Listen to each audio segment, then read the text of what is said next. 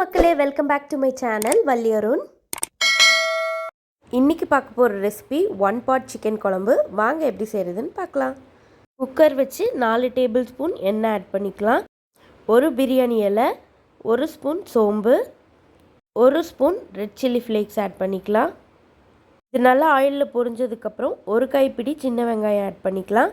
12 பல் பூண்டை கட் பண்ணி வச்சுருக்கேன், இப்போ அதை ஆட் பண்ணிக்கலாம். இப்போது இதை நல்லா ஒரு 2 மினிட்ஸ்க்கு சாட்டே பண்ணுங்கள். ஹாஃப் கேப்சிகம்மை சாப் பண்ணி வச்சுருக்கேன், இப்போ அதை ஆட் பண்ணிக்கலாம்.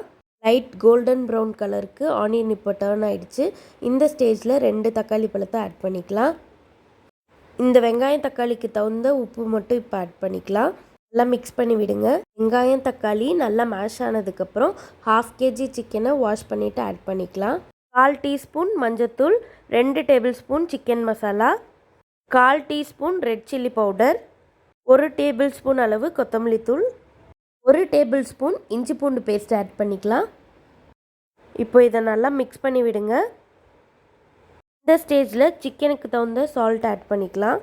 நம்ம போட்டிருக்க மசாலா சிக்கனில் நல்லா கோட் ஆகிற அளவுக்கு ஜஸ்ட் ஒரு 2 மினிட்ஸ்க்கு சாட்டே பண்ணால் போதும். இந்த ஸ்டேஜில் நம்ம ரொம்ப நேரம் சாட்டே பண்ணிகிட்டே இருந்தோன்னா சிக்கன் ரப்பர் கன்சிஸ்டன்சிக்கு மாறிடும்.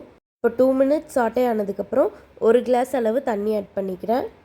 லைட்டாக ஒரு கொதி வந்ததுக்கப்புறம் 3 பத்து தேங்காய், 6 முந்திரி பருப்பு போட்டு ஃபைனாக அரைச்சி எடுத்திருக்கேன், இப்போ அதை ஆட் பண்ணிக்கலாம். இப்போ இதை நல்லா மிக்ஸ் பண்ணி விடுங்க. இது மாதிரி தேங்காய் முந்திரி அரைச்சி ஊற்றும் போது சிக்கன் குழம்போட ஃப்ளேவர் சூப்பராக இருக்கும். இந்த ஸ்டேஜில் லைட்டாக 1 ஸ்பூன் பெப்பர் ஆட் பண்ணிக்கோங்க.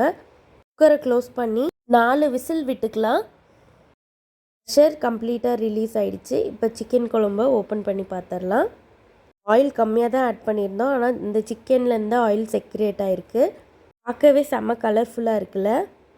வேணுன்னா நீங்கள் இன்னும் குழம்பை ட்ரை பண்ணிக்கலாம். கொத்தமல்லி தழை போட்டு கார்னிஷ் பண்ணிக்கலாம். சூடான இட்லி கூட இந்த 1 pot சிக்கன் குழம்பு கண்டிப்பாக ட்ரை பண்ணி பாருங்கள். வேறு லெவல் டேஸ்ட்டில் இருக்கும்.